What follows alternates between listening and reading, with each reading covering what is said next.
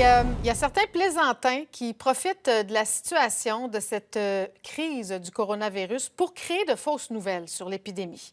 Ça semble en apparence inoffensif, mais ces messages contribuent à inquiéter une partie de la population. Et Véronique, ce qu'on se rend compte, c'est que les blagues ont des conséquences sur les établissements ciblés.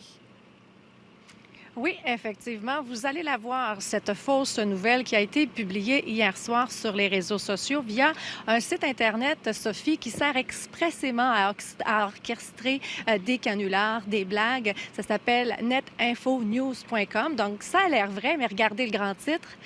Donc, premier cas de coronavirus à l'hôpital Pierre-le-Gardeur de Terrebonne.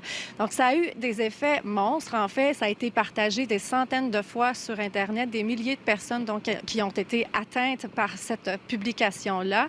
Alors, ce matin, c'était à l'hôpital. En fait, le téléphone ne dérougissait pas. La réceptionniste a reçu pas moins de 25 appels d'usagers, donc inquiets, soit qui voulaient se faire rassurer ou qui étaient suspicieux par rapport à cette fausse nouvelle.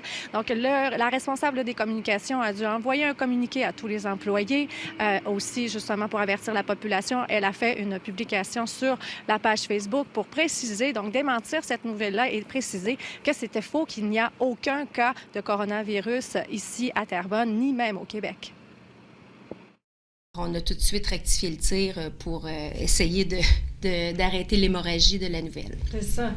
Les gens disaient quoi aux téléphonistes? C'était des usagers? Oui, des gens qui demandaient, puisque l'hôpital était nommé, les gens demandaient si c'était vrai qu'il y avait un cas de coronavirus à l'hôpital. Donc, soit des gens inquiets qui avaient visité un proche ou des gens qui avaient à venir, qui se demandaient s'ils devaient venir ou pas, là.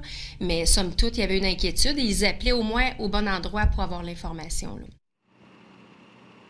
Donc, les autorités de la santé, Sophie, qui se demandent bien qui peut vouloir blaguer sur ce sujet du coronavirus. Quoi qu'il en soit, la nouvelle n'est plus disponible, elle a disparu et les autorités de la santé invitent une fois de plus les gens à s'informer dans des sources fiables. Oui, fiables et crédibles. Merci, Véronique.